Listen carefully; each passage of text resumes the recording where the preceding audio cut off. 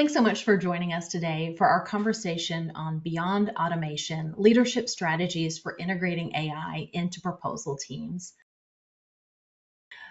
I'm Amy McGeady, Senior Vice President of Strategic Services at Shipley Associates, and I have been part of technology transformations throughout my career.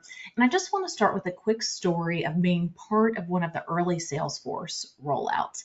At that time, people's deals, their contacts, their notes on their customer conversations were all either in their email, or even some people had that pen and paper and a Rolodex.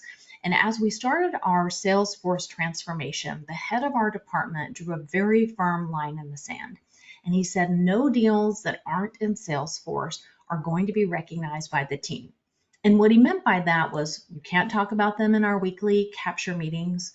We are not going to do any bonuses on these deals. So even if you win, you won't get credit in a bonus if it's not in Salesforce. And I learned something really important as part of this, that as great as a technology solution might be, it's really leadership that makes or breaks how successful it is in accomplishing what you want it to with your business. Hi, Amy. Thanks for having me on today. I've only been working at Shipley now for a year, waiting for this chance to join you on a webinar. So I appreciate the kind gesture, and let me have my claim to fame for a few minutes here. My name's Monty Racker. I'm the Senior Vice President of Sales with Shipley and Associates. And similar to Amy, I've been in executive sales leadership or sales most of my career. And most of that time, the one thing that has been constant has been change. Change as it pertains to digital transformation, from analog to digital, from networks to the cloud, you name it. There's been nothing but constant change in that landscape, and I'm excited to be here today to talk about the challenges that both it has presented, but also the things that we've done from a leadership standpoint to help guide our team through that, and lead to high adoption rates. Oh, great. It's going to be a fun conversation. But we're going to start with a little bit of a cautionary tale. And this might sound familiar to some of you. The team was super excited that they had watched the demos. They were amazing, that everything they saw had so much promise for transforming how they work, improving their quality, increasing their throughput, making their team just unstoppable. But pretty quickly, reality set in. The team was already so busy working on live deals that they really didn't have the time to learn and adjust like a major transformation requires. They didn't have a clear rollout plan. There wasn't a clear champion who was responsible for making sure the transformation actually happened. And there really wasn't structure put into the level of change management that really having an AI-enabled proposal center requires. So pretty soon that excitement wore off, reality set in, and people went back to just doing proposals like they always had. And the AI soon became shelfware. Yeah, Amy, in my career, the last 10 years, I've spent selling, I guess in the business, we call it slanging software. So it's interesting that now I'm on the other side here talking about what we're talking about today. But if we unpack your cautionary tale, it's something that we see way too often. Even as a software sales executive, it was very clear that there were certain instances that were going to do very well. And then there was those that were going to end up just exactly as you mentioned, as shelfware. And a couple of the things that I've identified, and I think you've seen as well as we've gone through digital transformation here at Shipley, is that the story could have been different, but it really starts with leadership. It's not really about the tool. The truth is, most digital transformations don't fail just because of the technology. It usually fails because of a lack of a plan, a strategy, and leadership's a crucial role in that. So I've highlighted three things here. I'm not going to go into a lot of detail because we're going to cover this throughout our webinar today. But the first is a clear and inspiring vision. Now, people need to know why it's important to them. It really needs to give it purpose instead of just making it procedural. And the second that I can't stress enough, and I think you'll probably hear us say the word champion at least a dozen times today, is really having the right champion for change. Even with our software vendors that we partner with, before they'll even do a pilot or roll something out, they make sure that their customers have identified that champion, that it is going to help evangelize, remove roadblocks, and really push these digital transformations forward. And then the last is it doesn't just end at the kickoff. You can't just do one training and call it good. Any kind of successful rollout or adoption, and that's technology or anything, requires that you provide that meaningful support throughout the life of the product or the initiative. And so those are some of the things that not only are just helpful, but I personally believe are essential. And that's what we'll unpack a little bit today. I love your thought on this being a purposeful rollout, not just a procedural rollout. I think that that really encapsulates so much of what we're going to talk about today. Well, in today's session, there are three things that we'll talk about a lot.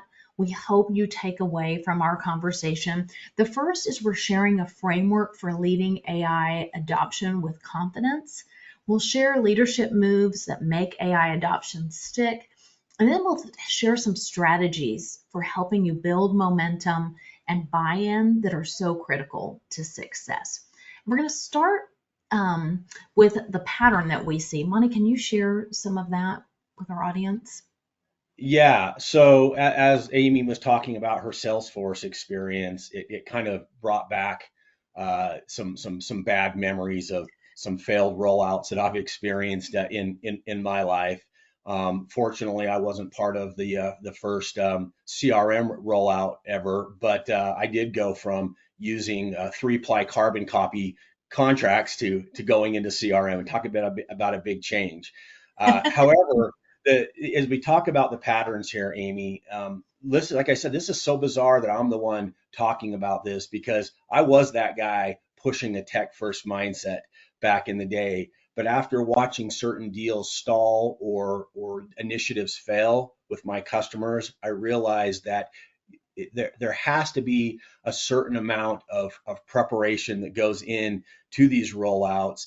And that although technology is super important and dare I say sexy, it's really easy to fall into this trap of, hey, this technology is going to solve all of our problems. I recall starting at a company and I went into Okta, which is where you could log into all your SaaS applications. And we had 52 different applications that I could log into and use. But sure enough, as soon as they had budget cuts, I think about 42 of them went away. I can't imagine how much money was being spent on software that was just sitting there because it never was really rolled out properly. And the key to that, to avoiding that tech first mindset, is that as you're evaluating technical solutions, you got to get a champion involved. And what I mean by a true champion, it can be one person, it can be two or three people, right?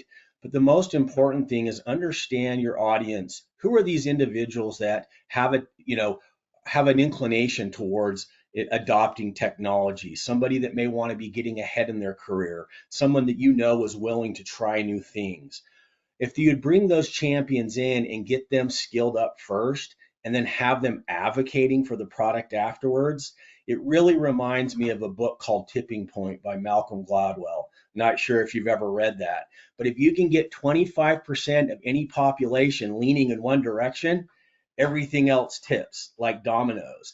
So if you can get your team of 10 and you can get three people and get them trained up and advocating, it is going to be super successful moving forward, because you're going to see that momentum start to change and go in that direction. The other thing is, and look, this is really more specific to generative AI solutions, not all digital transformation, but it is the data prep, and it really is a leadership issue. And you may ask why. How is content and data, something as mundane as what you've got in your SharePoint repository, a leadership issue? And I would beg to say that it has to do with trust. If your people go to use something and garbage in gives them garbage out, or they can't find what they need, or it hasn't been maintained properly, their jobs are on their line, their success, their careers, their own reputation of how they do their job. They need the right tools, but they need the right data populating those tools.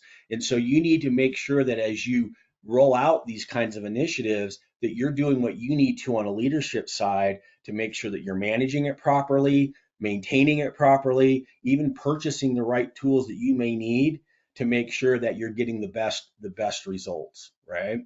And then, the last is really change fatigue. Proposal development professionals, they're already maxed out, right? We hear all the time proposals aren't done, they're just due. I can't even imagine the high level of stress. And so when a leader comes out and they find some fancy, sexy, flashy tool, they drop it on the mix. Most people's response is it's just another tool, it's going to go away, but they're just adding to my workload, right? How you roll it out, the amount of excitement that you have, and the quality of the rollout will directly impact whether or not they buy into this or just see it as, oh my gosh, here we go again, another tech tool that's going to end up getting shelved in a few months. But right now, got to put out the fires. Everybody wants me to learn it. Everybody wants me to jump on it. So if you combine all of these things together, you can really avoid those issues that we've seen. And I realize that this may be new, but please understand that you don't have to start big. Just get the right people involved. Don't jump too quickly on a technical solution. Have clean data and keep your people excited. I think those are just great points. Well, whether you are the person actually leading a team officially or you're part of leadership because you're a member of the team, we want to share our AI adoption framework and things that we know will help you be able to lead AI adoption with confidence.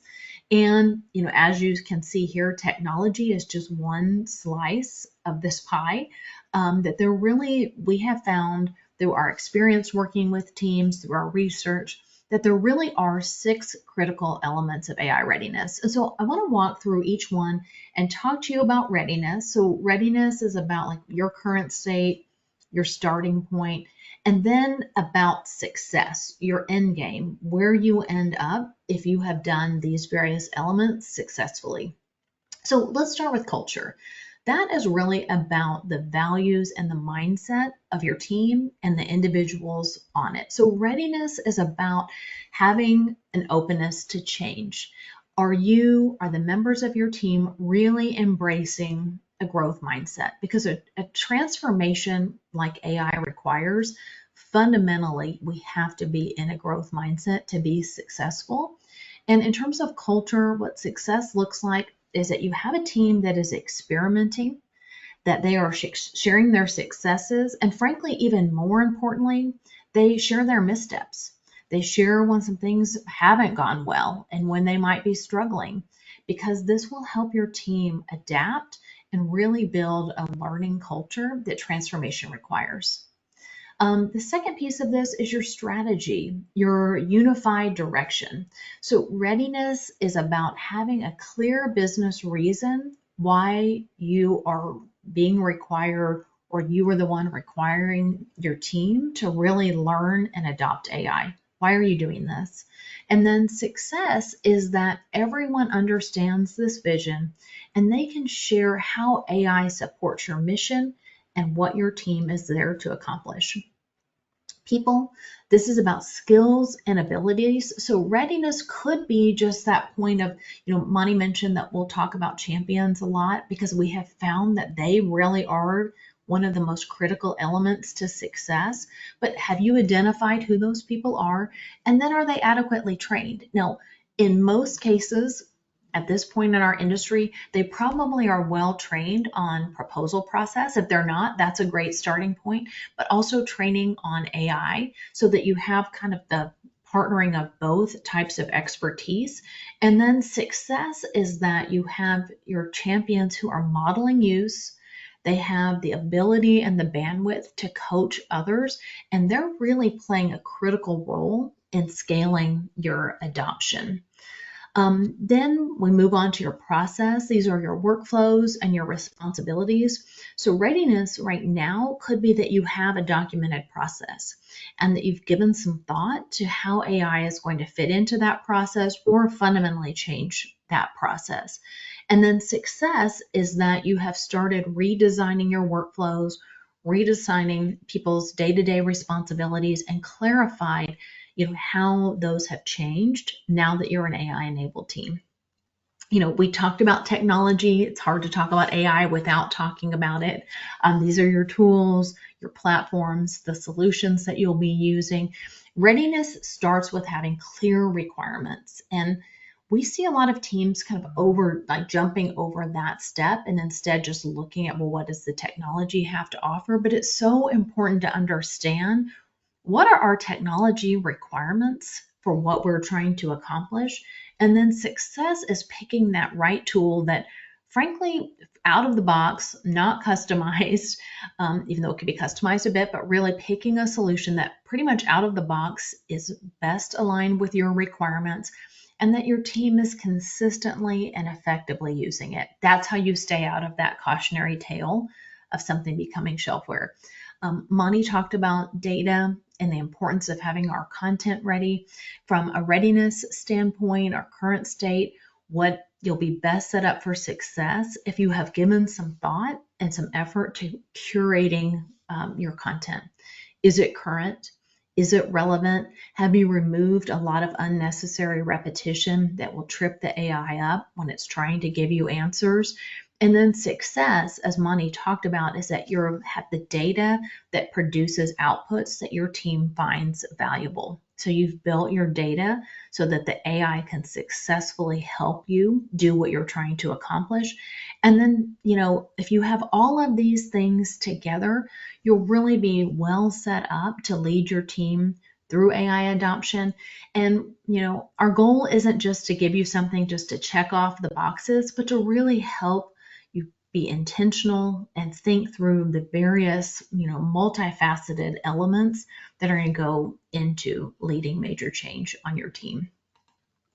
And we've grouped these into 3 leadership domains in hopes of making them a little easier to navigate as a leader. So mindset, this is culture and strategy, and this is really your launch pad, because leaders really shape how everyone feels about change, and not just at the beginning, but throughout the whole change process.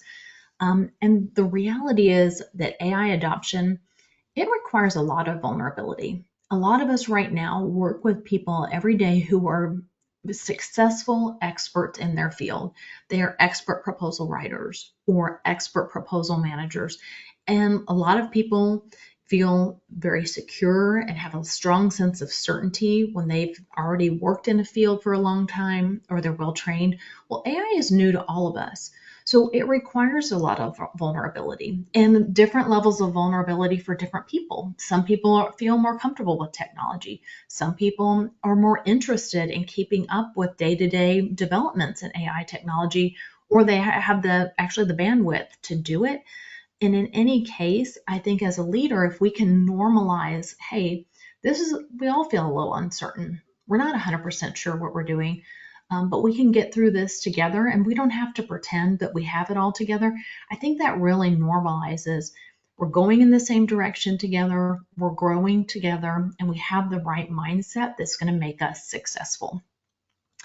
The momentum piece, your people and your process, I really think of this as the engine, because having your people and your process aligned is really what's going to drive you forward. Making sure that people know how to use the technology in the way that it's intended. You're giving thought to how are we going to change how we work. We're communicating that with everyone on our team and our external stakeholders who might be affected by this change. And we're documenting that so that it can stand the test of time. And then finally, the mechanics. This is your infrastructure, your technology and your data. And I know we've said this multiple times, but we see it so often that this is where teams start. But we would strongly encourage you against that, because if you have these other things in place, you know where you're going, you have the right expectations, your team is ready to go there together, your actual use of the tool that you purchase is going to go so much more smoothly. So for each of these buckets of topics, we've put together some questions for you to reflect on as a leader so you can kind of assess, where are you right now? So in terms of mindset, from a leadership standpoint, have I created the environment that is safe for learning and experimentation?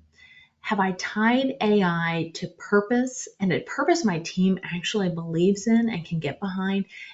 Am I modeling curiosity and an openness to change? In terms of momentum, have I actually used these tools myself and am I making that visible? Am I giving space in my meetings and conversations for the team to talk about what they're learning, how it's impacting how we work together?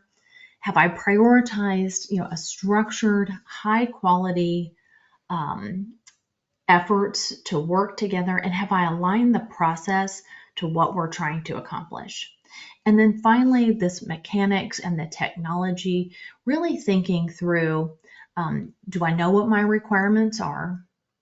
Have I vetted enough solutions to know that this technology is going to meet my requirements? Have I helped the team and guided the team through making sure that our data is in a place that it's going to make us successful?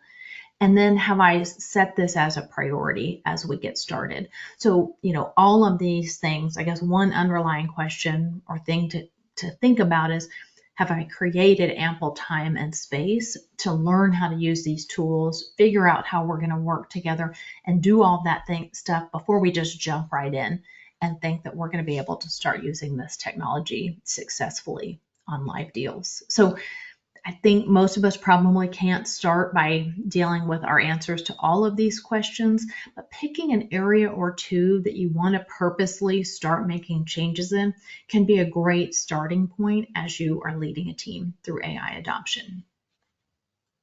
Amy, I really love this checklist and this framework. I'm kind of a structure nerd. You know that about me, a little OCD, and I've been through enough willy-nilly technology rollouts that I wish I really had something like this to give me that blueprint as I worked my way through and rolled these things out. But what I also like about the checklist is that it's super agile, right? You can pick those one or two areas that you think you or know you need focus on and really dive into those. But it's just great that that you have a blueprint like that, to guide. And I know I've seen you use it personally, here at Shipley in many instances with other engagements that we've had with customers. And although this is, right now is germane to generative AI, it can apply to a lot of things. And so, fast forward, you've gone through this, you've checked the boxes, you've done all the necessary stuff, you've found a technology solution. Now here you are in the front lines, right? This is where the rubber meets the road. And this is where you have to have some honest conversations with your team and with yourself, right? You've done your due diligence, you're excited, you've had your kickoff, now you're in your trenches. And here is one of the things that I'm very passionate about, and that's extreme ownership. And you've seen me, I get a little bit crazy. But what I mean by extreme ownership is that back in the day when I wanted to be a popular sales manager and I wanted everybody to like me, and something got rolled out that I knew was going to give them change fatigue or cause some heartburn or be difficult for them to learn, this is how it went. Hey team, I hate to tell you this, but the VP is making us do this. I'm just the messenger, right? And then I watched the demeanor of my team totally change to, if that's how Monty feels about it, well, then we're certainly not going to feel any better about it. We're not going to adopt it. Versus me coming in and saying, hey, if this is an initiative of the company and I see the value in my team embracing these new tools and this new technology and saying, hey, team, this is my initiative. This is what we're going to do. This is how we're going to use it. Here's what it's in it for you. I know it seems simple. This isn't some earth shattering thing that I'm sharing with you here, but just take a minute and look at how you deliver this to your people, because the delivery is going to change everything. And then clear and consistent communication can mean a lot of things. But I'll give you an example. If you take a frog and you throw it in boiling water, it jumps out, right? But you take a frog and you throw it in lukewarm water and you slowly turn that heat up, the frog stays in the water and ultimately will boil itself. The reason why I use that example is that when you go 3 or 4 weeks and then say, hey, how come you're not using this? Or how come you're not doing this? Or how come you're not trying it? It seems a little bit blunt, right? And that, oh, you didn't say anything for 4 weeks about it. Now all of a sudden you care. But if you consistently talk about it, if you bring it up in your team meetings, if you talk about it in your Slack or team channels, right? If you make initiatives around it and you're consistently asking your people, how is the adoption going? How do you feel about this? It makes a huge difference in the way that they receive it. So that, like I said, it's turning up that heat just a little bit at a time, and it's a lot more palatable for your people than these conversations 2 months down the road and you're asking why the heck they're not figuring things out. And then, really the last on the front line is, at least some of the advice I have, is really around the ongoing coaching. I know I've said, hey, it doesn't end with the kickoff, but you wouldn't believe how many times I've seen rollouts where it really does end with the kickoff. And you as a leader have to make the time in your one-on-ones, in your team meetings, to talk about it and provide that ongoing coaching. The other day, I know this isn't generative AI, but we use AI for creating sales scripts, for writing sequences and outreach cadences. And I'll sit down with my people and say, hey, pull up Chat GPT, pull up Copilot.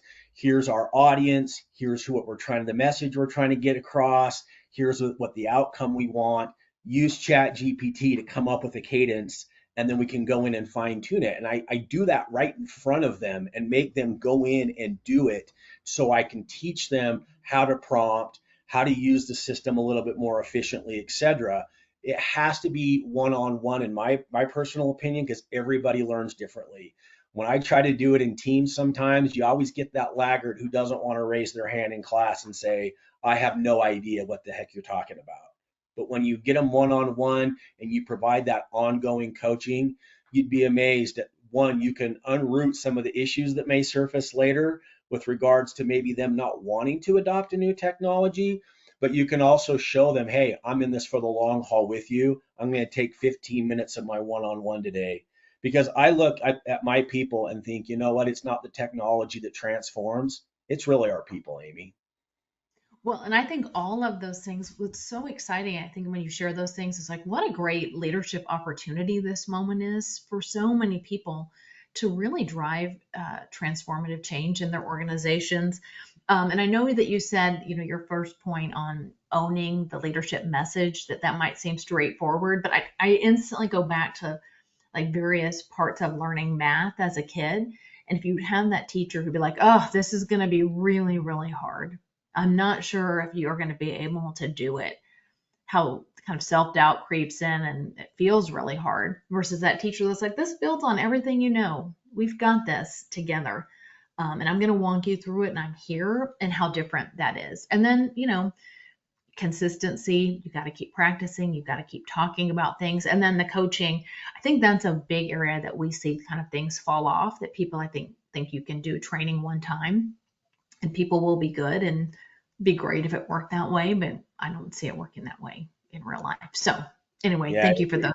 you're welcome, and it really doesn't work that way. And look, when it comes down to leading teams, you'll hear me use the word skill and will a lot. It comes down to skill or will, and you can coach skills, right? But that will, that kind of comes from within. So as leaders, if you go to the next slide, we talk about how do we inspire success in our team, because really that inspiration is really what drives that will, right? Either it's born inside of you, or you have to, as a leader, find a way to inspire them to make success happen. So what we have here is a few that I've come up with. And look, I've never sold software just based on individual user use cases. What I mean by that is there's usually some leader, some, way above the food chain, that has some use case that I've got to appeal to their better judgment and their ROI to get a software sales across the line.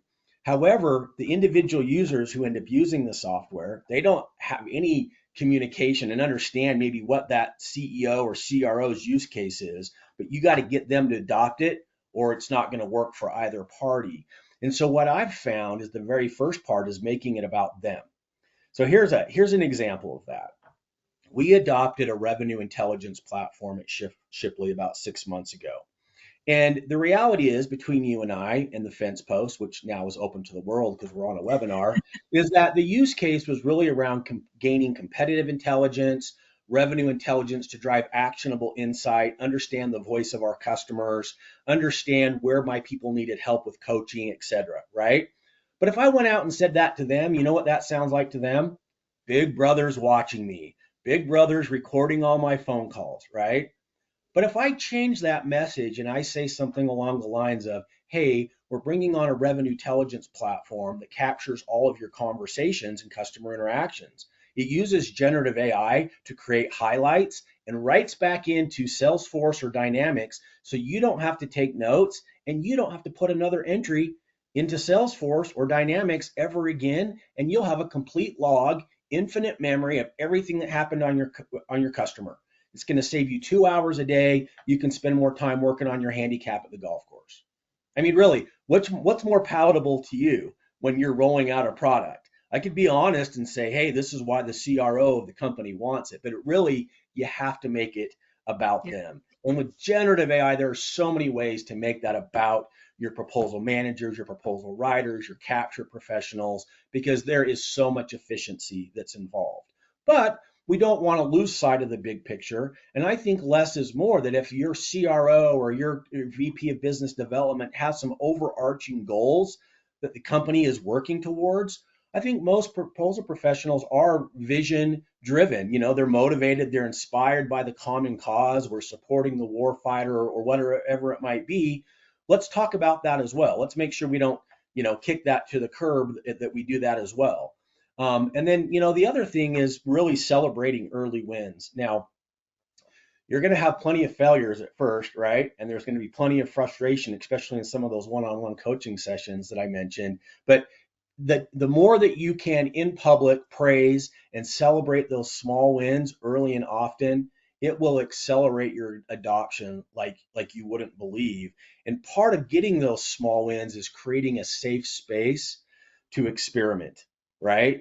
And I think about how I coach my kids sometimes, and I'm kind of that dad that's like, nope, that's wrong. You didn't do that right. Go back, figure it out. But and I see my kids' demeanors when I show them my disapproval versus saying, hey, you know what? I love where your head was at there. I love how you thought about that. Oh, if we could figure this out, I think we're almost there, right?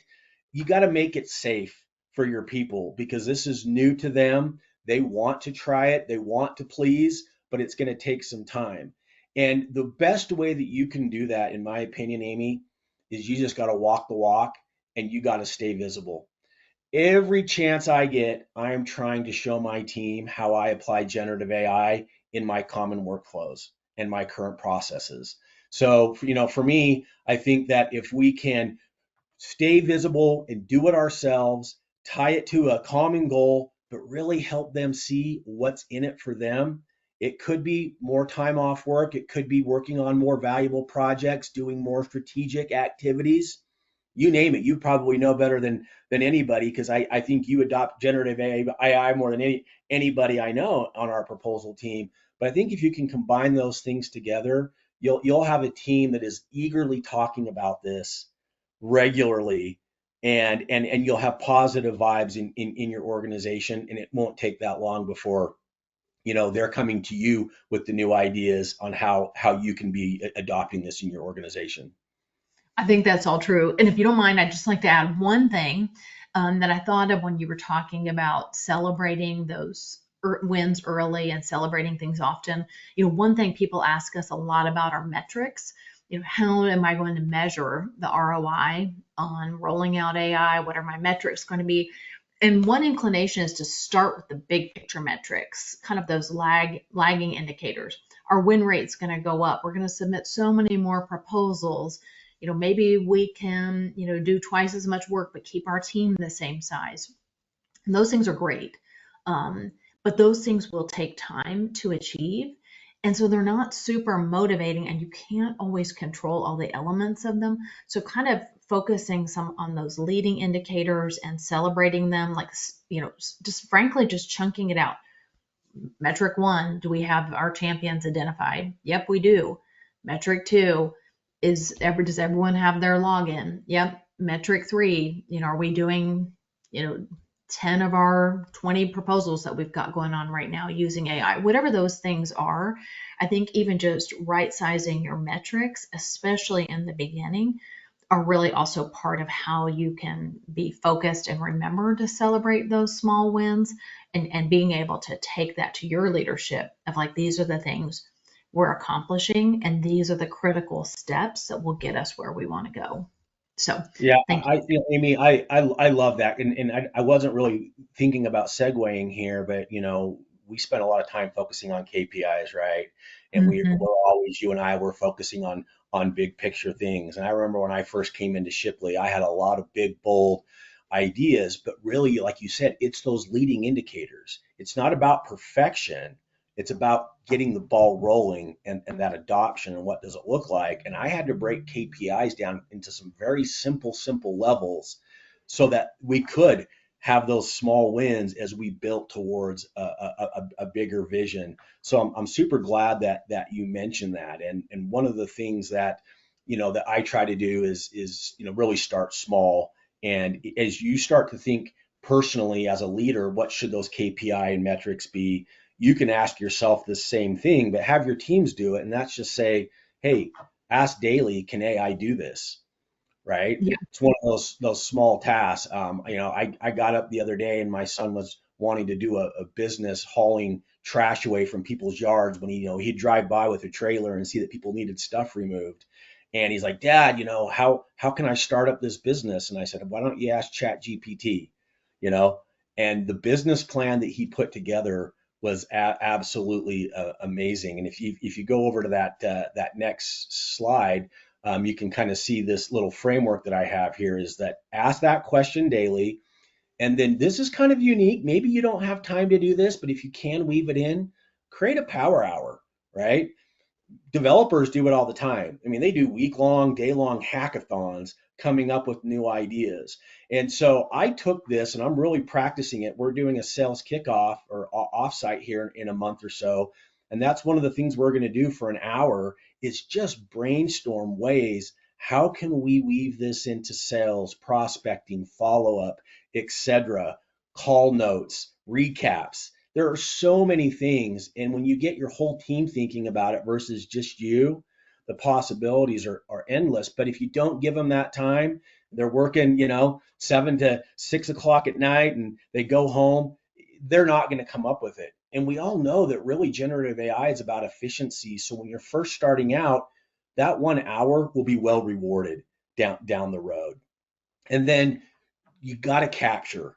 You have to capture whatever you learn, right?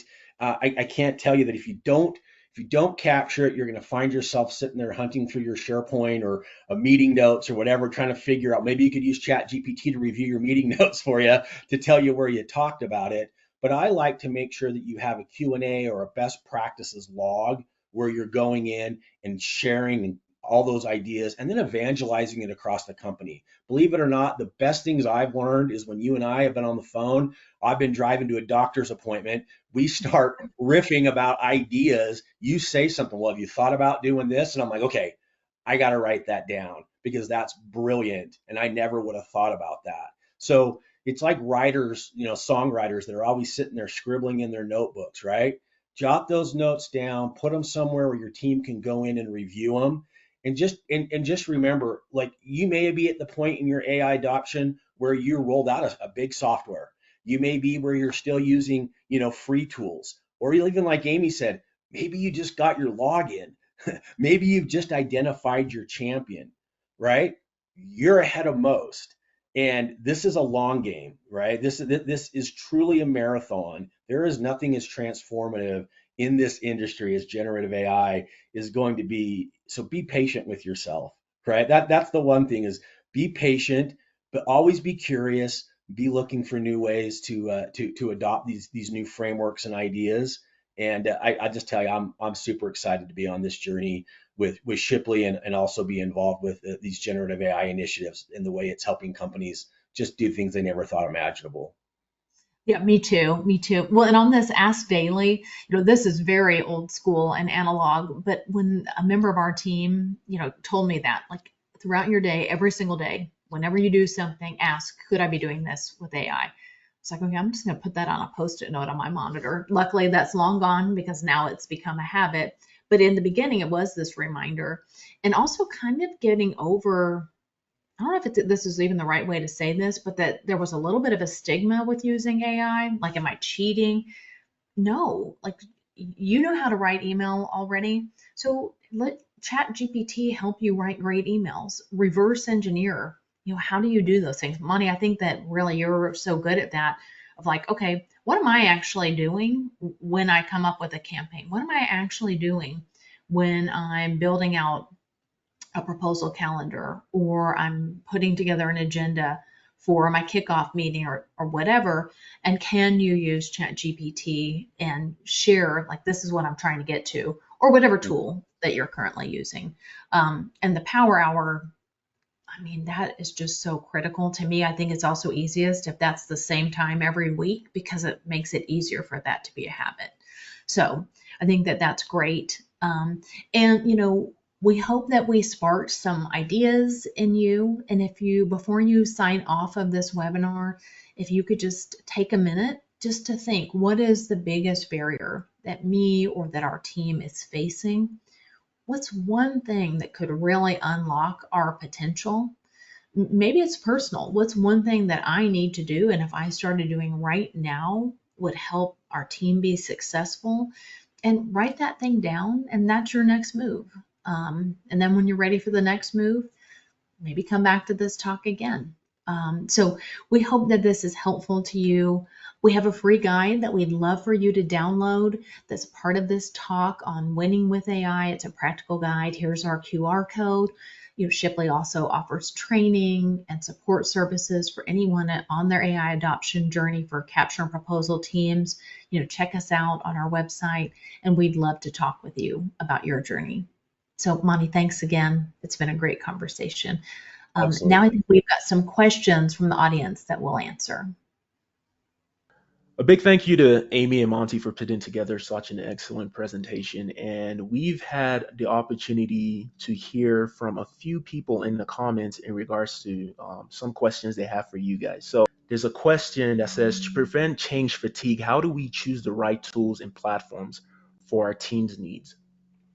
Monty, do you want to start with that? I know that you're a proponent of having a blueprint as we get started. Do you want to share some of your thoughts on that? Yeah, absolutely. Once again, this really hits home, really resonates with me because I've asked myself that question, many times. And I think where it starts is you've probably heard the saying, start with the end in mind. And as a leader, as you look at the problems you're trying to solve, the deliverables, the outcomes that you want, it's important to then work backwards to then find solutions that are going to help you get there. And I think sometimes when we're evaluating technology and software, we get super excited. I've said it's sexy. We jump and we make purchases without really thinking about, okay, do we have the right people in place? Do we have the culture? Do we have the training? All the things that you mentioned in the framework. And that in and of itself is what creates that lack of balance and then makes people get that change fatigue, is because it just seems like one more thing and you haven't laid out that vision. And so that to me personally, when I evaluate software or a new technology, I have to have a very clear cut use case and the ROI associated with it, and then say, what software do I need to solve that use case, right? Now, in sales, one of the things that I'm constantly dealing with is like email outreach and cold calling, et cetera. So I need, soft phones, dialers. I need, software that does outreach cadences. And so I have to say, what is it that I need in that software to do what it is I want to accomplish? And then work my way backwards and evaluate the vendors that are out there, for example, that do that. And maybe you don't know exactly what you need, and that's where you need to spend your time. If you can't articulate it as a leader, why you need it, who's it important to, when will it pay for itself, etc. Trust me, you're going to give your people change fatigue because your rollout's going to be crap. You won't have champions that are going to buy into it. You won't be able to provide the vision, etc. Right? It all goes together, but that's where it starts. Well, my mantra always is let's solve the right problem. And I think that's part of it, right? If you know what problem you're trying to solve, what requirements you have of the technology, the odds that that tool will actually be solving the right problems for you are higher, and you won't have to change off the solution versus if you just pick a technology tool, you try it for a while, it doesn't work out, then you've got to go to the next solution and maybe the next one. And that's a lot for people to go through. It's not impossible, but that constant change, because you didn't start with the end in mind, just sets everyone up to go through a lot of change fatigue. That's awesome. Thanks, guys. Another question that we got was, how do you balance a tech-first mindset with a people-centric approach to AI integration? I'll take a stab at that one, Amy. You did a fantastic job of painting the picture of the AI framework, right? And I think it's important, and I would be remiss if I didn't say technology is a huge piece of that AI framework. Like you have to have it, right? And in the tale we told, about sometimes what goes wrong, we said, well, the tech first mindset is a bad thing. Well, technology in and of itself is not a bad thing. Where you lose balance is where you jump to the technology to solve your problems and fail to recognize that it's your people that lead the transformation. So if you don't have the blueprint, you don't have the culture set up, you don't have the training, you have no idea how it's going to interrupt your current processes, you haven't cleaned up your data, etc. That, in my opinion, is what creates the lack of balance, right? And it's one-sided towards the technology. So simply by following that framework that we laid out and making sure that you address all those components, by the time that you purchase, adopt, roll out a new technology, if you've done those other things, the balance will exist, and it will work well together in harmony. I think so too. And I think, some leaders like to operate a lot by intuition, and that's great. If you're a great intuitive leader, fantastic. But I find a lot of us have to lead through intention. And I think, setting the intention that even though this is a big tech initiative, that it's going to be people centered, and really thinking through how am I going to keep the conversations alive? How am I going to equip people? How am I going to lift up the people that are really doing a great job and showcase their success to other people? And frankly, the people that are struggling, working with them and understanding why, I think those things really do keep us very people centered, even while undergoing something that is very technology focused. Yeah, and I mean, look, Amy, you know as well as I do, one of my top sales guys who just recently retired, trying to get him to adopt using a CRM when he still had a Rolodex and a landline phone on his desk. It's definitely a challenge, right? And you have to understand your people and what you're dealing with and who your audience is before you get too carried away with the technology sometimes. But to that point, and this question didn't come up, the reality is that one person can't be more important than the initiative, and you will run into people that are going to have heartburn and problems with this, and you have to look at it and say, hey, how important is this? Is this something that we have to accomplish? Is it a must win, right? Then sometimes you have to just understand that it is going to cause a little bit of heartburn, and it's not going to always be easy, and you may have a little lack of balance in those situations, but you've planned ahead for it. Yeah, good point.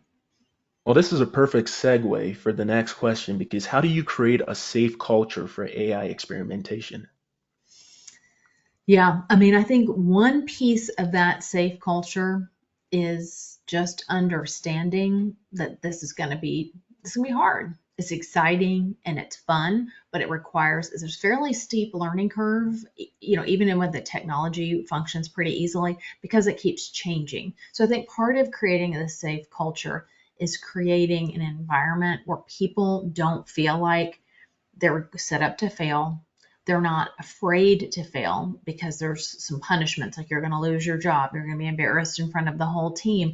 I think instead, more where the team says, hey, I tried this thing yesterday, it did not work out. How is someone else doing this? How are you using whatever this button, this interface, this screen? Because what we learned in the training, I can't seem to make it work, and let the other people chime in, and having that be, that's okay. That's a good use of our time.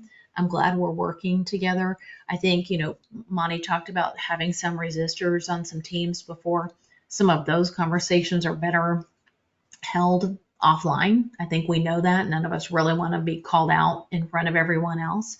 Um, at the same time, I think part of that safe environment is consistency and knowing we are doing this, and we're going to stay on track.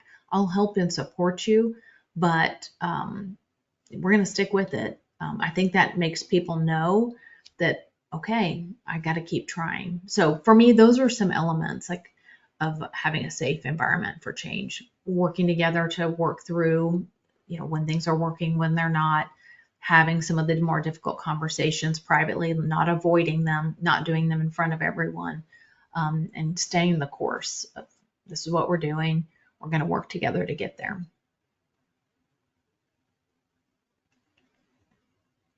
I love that. I really appreciate that. Um, so another question we got: what role does ongoing coaching play, and who should lead it? Mm. Do you want to start with that? I liked your player coach. Yeah. So look, Amy and I, whenever I talk, I always use sports examples, right? And I use sports to guide almost every story I tell when I sell, just because that's my background. And I've got a son playing football right now, and I think he'll probably be one of the captains on the team. And we talk a lot about there's coaches and then there's player coaches, and those captains are usually the ones that are out there being vocal on the field, and the coaches see that.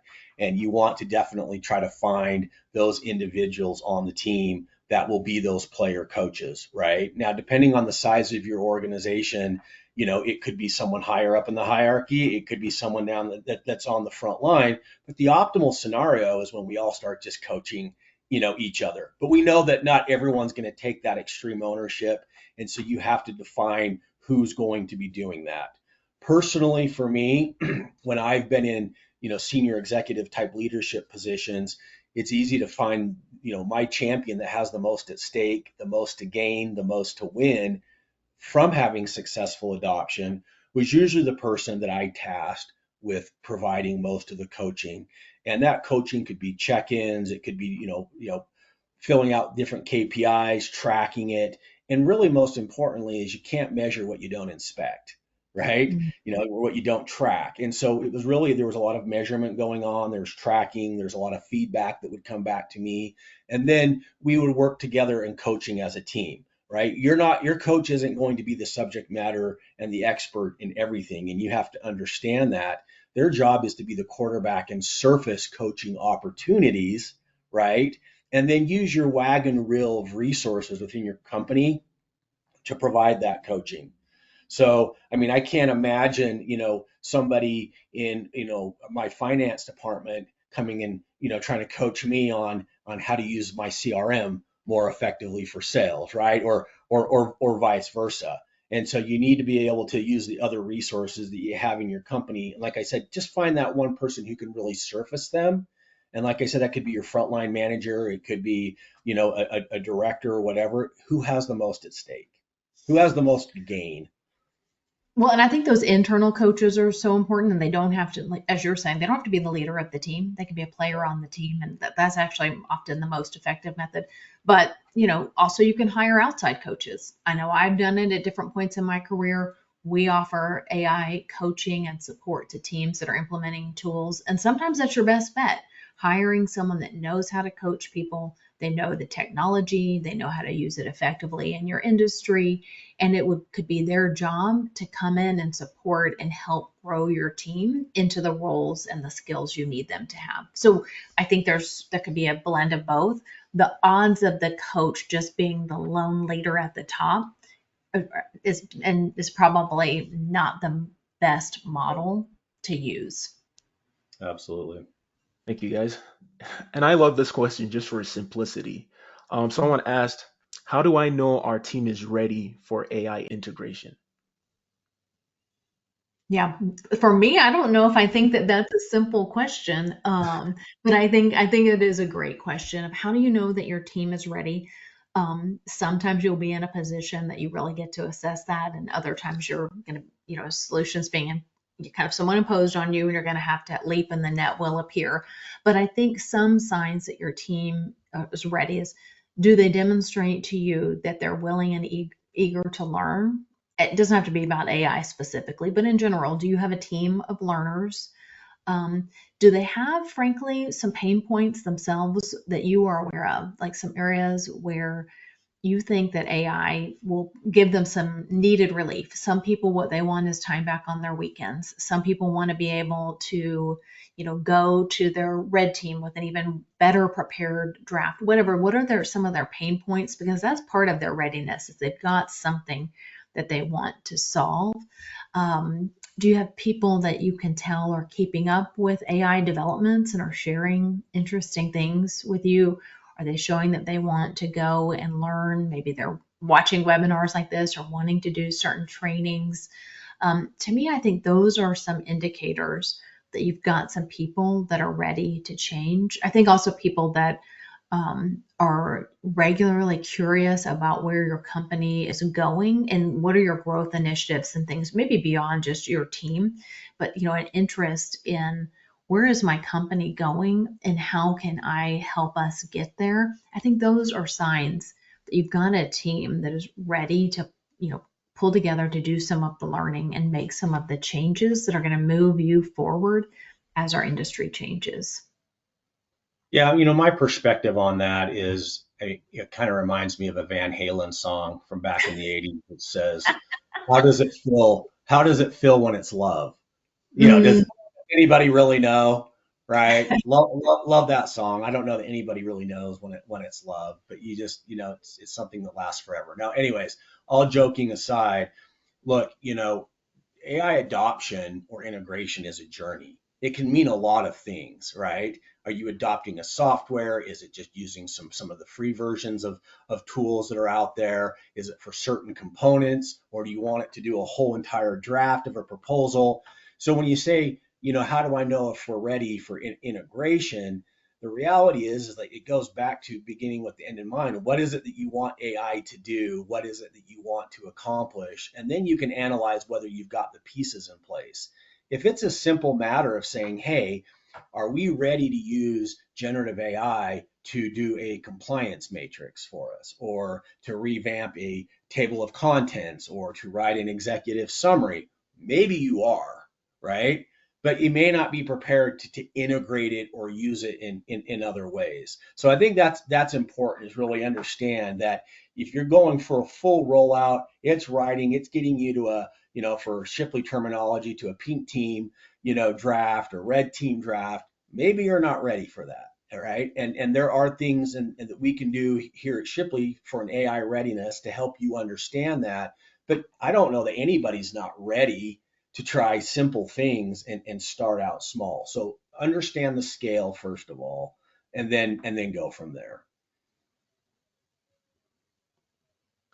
Well, thank you both for your time, and thank you all for attending this webinar. We really do appreciate it.